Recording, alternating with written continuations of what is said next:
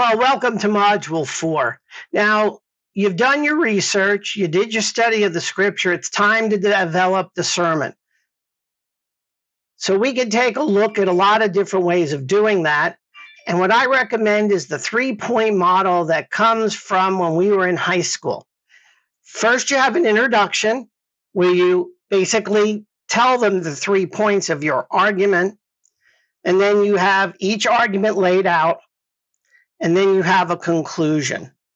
So your 3 points must support where your conclusion will be and what your topic is all about.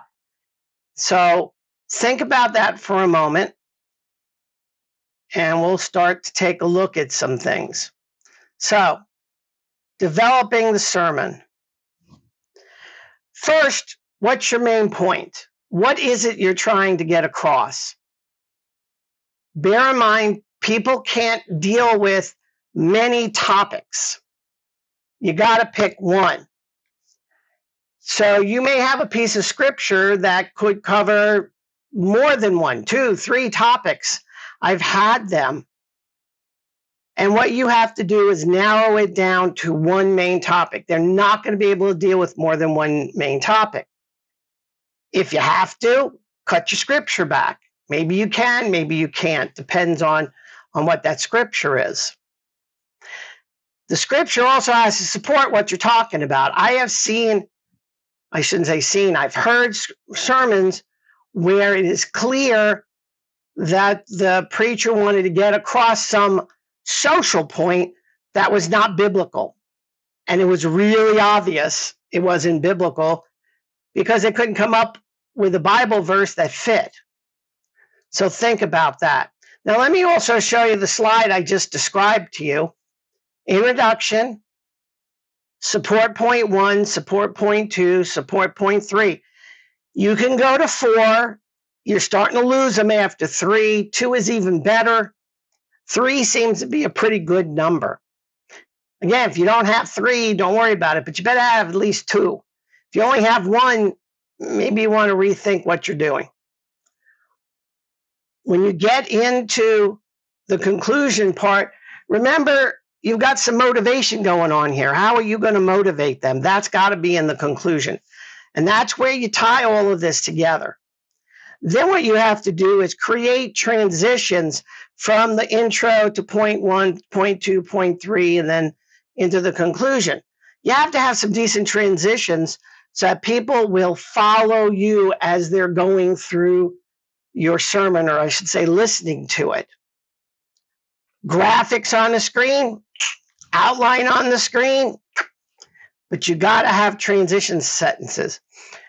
One of my seminary preaching classes, I remember being told that we should always write down the transition sentence at least. Of course, they also believed in full transcripts, and I'm not telling you transcripts are bad. I used them for a good number of years.